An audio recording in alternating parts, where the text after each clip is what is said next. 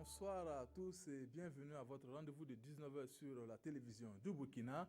Voici les titres. Le verdict est tombé dans le procès du chef de Partiabougou dans la région de l'Est, accusé avec 6 autres personnes d'actes de grand banditisme. 3 d'entre eux ont été relaxés faute de preuves et les autres condamnés, dont certains à de la prison ferme.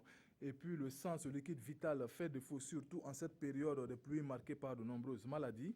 L'association SOS Sang veut remédier à cela. Elle vient d'organiser une opération de collecte de sang pour recueillir une cinquantaine de poches dans la ville de Ouagadougou. L'arrestation du chef de Partiabougou dans la Komandjari avait créé la stupeur il y a de cela quelques mois. Après donc 6 mois de procédure, il a comparu avec 6 autres prévenus pour actes de grand banditisme, tentative de corruption et détention illégale d'armes. Le verdict est tombé pour lui et ses 6 co-accusés. 3 relax et 4 condamnations, dont de la prison ferme. Amidou Lankwande et Medouamba Lambert Soma. L'affaire avait fait grand bruit en ces débuts d'année. Le chef du village de Batibougou et 6 membres de sa famille sont mis aux arrêts et inculpés pour des actes de grand banditisme, complicité d'actes de grand banditisme, détention illégale d'armes à feu, faux en écriture de commerce et tentative de corruption. Après 6 mois de procédure, le verdict est tombé ce 20 juillet. Le tribunal statuant publiquement, contradictoirement, en matière correctionnelle et en premier ressort, relaxe Lompo El Hadji Wadodi Amadou, Lompo Tienbilenla Aboubaka dit ambassadeur, et Tougouma Lalefilou dit Issa, des faits de complicité de commission d'actes de grand banditisme au bénéfice du doute. Déclare par contre El Hadji Wadodi Amadou, Lompo Dadiomba Gedamba, et Lompo Ousmane, coupable des faits de détention illégale d'armes à feu. Déclare El Hadj Amadou coupable des faits de tentative de corruption. Les témoignages de certaines victimes qui disent avoir reconnu 2 des agresseurs par la voix et leur démarche n'ont pas convaincu le tribunal. Condamne Lompo El Hadj Wadodi Amadou et Lompo Gedamba à 12 mois d'emprisonnement ferme assorti de sursis. Condamne Lompo Ousmane à 3 mois d'emprisonnement ferme assorti de sursis. Selon les responsables judiciaires, les différentes parties ont 15 jours pour faire appel de la présente décision. La 17e promotion de l'École nationale des enseignants du primaire ENEP de Waïguya a effectué sa sortie ce mardi. Composée de 746 élèves maîtres, dont 360 femmes, ils sont désormais nantis du certificat élémentaire d'aptitude pédagogique. La cérémonie a été placée sous le thème éducation et civisme. Quelle contribution des ENEP? Le reportage avec Irénée Kaboré et Herman Towe. L'hymne national entonné ici encore. L'École nationale des enseignants du primaire ENEP de Waïguya vient donc de mettre sur le marché de l'emploi sa 17e promotion. Au nombre de 746, dont 360 femmes tous admis au certificat élémentaire d'aptitude pédagogique, ils sont appelés à transmettre leur savoir aux tout-petits. Dans la mesure où l'année de formation théorique a été bien menée, nous avons achevé le programme. Et dans la mesure où aussi ils ont bénéficié de pratiquement 8 à 9 mois de stage pratique. Et les notes de stage qui nous sont revenues montrent bien qu'ils ont les capacités nécessaires pour aborder le métier. Un métier noble mais très exigeant. Et ces nouveaux enseignants doivent se battre corps et âme pour mériter la confiance placée en eux. Cette formation que nous avons reçue va nous permettre de vraiment enseigner les enfants sur le plan moral et sur le plan physique et intellectuel. Le parrain, c'est lui-là même qui a été le premier dirigeant de l'ENEP de Waïguya en 1998, a prodigué des conseils à ses fioles. Nous les avons invités à former les enfants dont ils auront la charge à être de bons citoyens pour pouvoir servir avec loyauté la patrie. La formation à l'école s'achève, mais une autre débute avec ses réalités. Les nouveaux enseignants exhortent donc les autorités pour un mandatement diligent et l'ouverture des tests d'intégration pour les inscrits sur titre.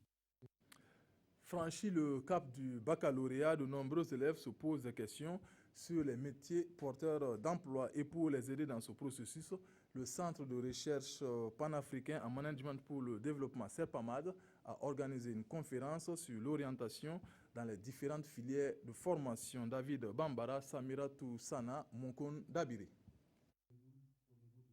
Les conférenciers Sedou Kompaoré et Adama Ouedraogo esquissent les voies à suivre pour l'insertion professionnelle. Pour eux, l'informatique, les mines et l'agriculture sont entre autres les domaines porteurs d'emplois ici au Burkina Faso. L'objectif de cette conférence est donc de guider les jeunes vers des métiers porteurs d'emplois. Et c'est ce que fait chaque année le CERPAMAD, le Centre de recherche panafricain en management au profit des nouveaux bacheliers. C'est une structure qui a débuté justement par la formation continue spécialisée vers quand même les administrations publiques et privées du Burkina.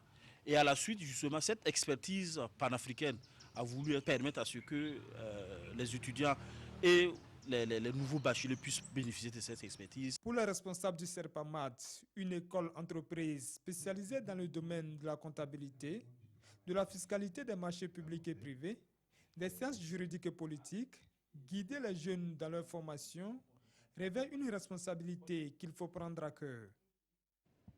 Nous sommes en saison pluvieuse et c'est une période où la demande en sang dans les structures sanitaires est très forte. Et justement pour faire face à cette situation, l'association SOS Sang a organisé une opération de collecte de sang.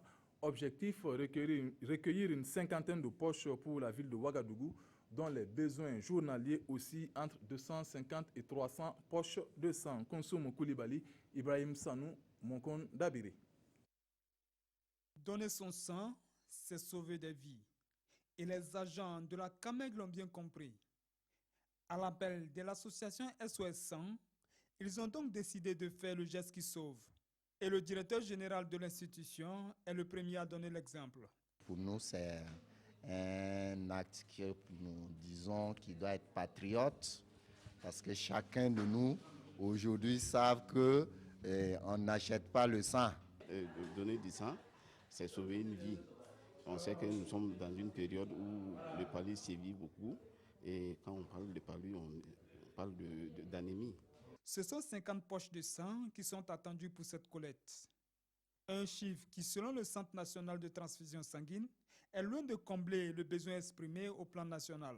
Depuis le mois de juin, le Centre national de transfusion sanguine a lancé un cri de cœur par rapport à la forte demande donc, de sang, alors que nos possibilités donc, de collecte étaient limitées. Et les besoins s'élèvent à 250 à 300 poches par jour pour la seule ville de Ouagadougou. Et hormis Ouaga, hormis Koudougou, toutes les régions se retrouvent d'abord à Ouagadougou pour chercher le sang. Et par jour, on ne reçoit seulement que 30 personnes qui viennent donner le sang. La saison pluvieuse est la période où la demande de sang est plus forte. Et au regard du besoin exprimé, l'association SOS Sang a lancé un appel aux Burkinabés à donner leur sang pour sauver des vies. L'orpaillage est une pratique qui accentue la destruction de l'environnement. Pour contribuer à la réhabilitation des sites d'orpaillage, le réseau national pour la promotion des évaluations environnementales a offert à la commune de Seitenga dans le Sahel plus de 3000 plants. Plusieurs espèces font partie de ces plants, dont notamment le baobab et le moringa. Faisal Sissé, Sekou Zongo. Contribuer à la réhabilitation et à la viabilisation des sites d'orpaillage, c'est la vision du réseau national pour la promotion des évaluations environnementales, RENAPE. L'or, c'est une ressource épuisable, cela est connu de tous. Voilà pourquoi, de nos jours, on dénombre d'anciens sites d'orpaillage. Aujourd'hui, on découvre de l'or. À un moment donné, on exploite pendant des années. Après, on ne retrouve plus rien, même les mines industrielles. Mais maintenant, ce qui ne périt jamais, c'est la terre que Dieu nous a donnée. Donc, on a intérêt à entretenir ce sol-là pour qu'à un moment donné, même si on n'arrive vraiment plus à exploiter l'or, que la terre-là puisse être utile pour des activités agro-pastorales. C'est pourquoi la commune de Seitenga bénéficie de plans marqués ici par cette remise symbolique, suivie de plantations familiales et sur son site d'orpaillage. Ce dont satisfait plus d'un qui s'engage à la protection des plants. Il y a une cellule qui a été mise en place pour surveiller vraiment les arbres. Donc c'est pour dire que déjà ils ont des gardiens là-bas. Et en ce qui concerne vraiment au niveau de ménage aussi, je crois que là les propriétaires vont bien en tout cas s'aimer pour garder ça. Nous sommes très contents d'avoir reçu ces plans parce qu'il y a longtemps, nous faisons des plans sur le site. Mais pour cette fois-ci, nous avons reçu presque 3000 plans. Donc c'est un geste vraiment inoubliable pour nous. Et nous demandons s'il y a autre chose qui est de songer à nous. Et c'est en tout 3000 plants qui ont été mis sous terre, dont 2000 sur le site d'orpaillage de Seitenga et 1000 plants comestibles composés de baobab et de moringa.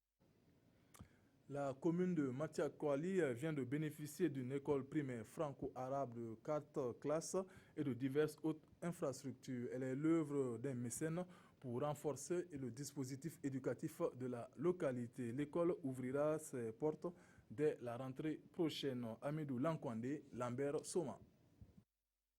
Ces enfants ici réunis sont sûrs d'avoir une place en classe de CP1 à la rentrée prochaine. Ils sont les premiers inscrits de la nouvelle école primaire franco-arabe de Matiakwali, composée de 4 salles de classe, d'un bureau, d'un logement pour enseignants et d'une mosquée. Ces différentes infrastructures sont l'œuvre de El Hadj Issoufou Dadjouari. Ce qui m'a motivé, c'est grâce à Dieu.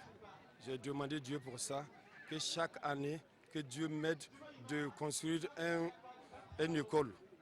Et Dieu m'a exhorté, j'ai gagné cette moyenne-là. Moi, chaque année, je demande Dieu pour faire ainsi. Le représentant de l'imam de la grande mosquée de Ouagadougou, le président national de la communauté musulmane, ainsi que les responsables locaux en charge de l'éducation, tous étaient présents à cette cérémonie officielle marquant l'inauguration de cette école. Ils n'ont d'ailleurs pas manqué de féliciter le donateur pour ce geste. C'est une satisfaction pour nous en tant qu'éducateurs, en tant qu'acteurs du système éducatif, pour ces joyaux que M. Dadjouari a offert à toute la population.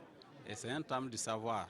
Et nous savons que l'éducation occupe une place importante dans la vie de l'homme. Sans éducation, il n'y a pas de développement. Sans éducation, il n'y a pas de progrès. Avec un taux brut de scolarisation de 33% à Matiakwali, nul doute que l'ouverture de cette école viendra rehausser ce chiffre.